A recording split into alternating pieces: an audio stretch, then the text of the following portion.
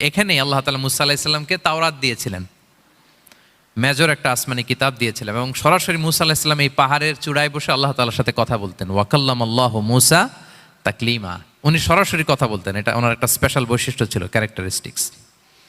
এবং আল্লাহ তাআলা নূরের তাজাল্লি দিয়ে এই পাহাড়কে একবার জ্বালিয়ে দিয়েছিলেন। আজও এই পাহাড়ের রংটা অনেকটা একটু লালচে, একটু কালোচে, একটু রেডিশ কালারের। এবং মুসা আলাইহিস সালাম এই নূরের তাজাল্লির ঝলকে তিনি বেহুশ হয়ে গিয়েছিলেন এই পাহাড়ের উপরে। ইয়াজুজ মাহাজুজ যখন কিয়ামতের আগে আগমন করবে, তখন মুসলমানদের সেন্টার হবে। ঈসা আলাইহিস সালাম মুসলমানদেরকে নিয়ে ওইখানে অবস্থান করবেন, এই তুর পাহাড়ের ওখানে। এবং আল্লাহর হাবিব সাল্লাল্লাহু আলাইহি ওয়াসাল্লামের মেরাজের রাতে এসরার সময় একটা স্টেশন ছিল এই তুর পাহাড়। জিবরাইল আলাইহিস সালাম এই তুর পাহাড়ে আল্লাহর হাবিব সাল্লাল্লাহু আলাইহি ওয়াসাল্লামকে নামিয়ে বলেছিলেন যে এটা জাবাল মুসা, আপনার ভাই মুসার পাহাড়, আপনি এখানে 2 রাকাত নামাজ পড়েন, দোয়া করেন।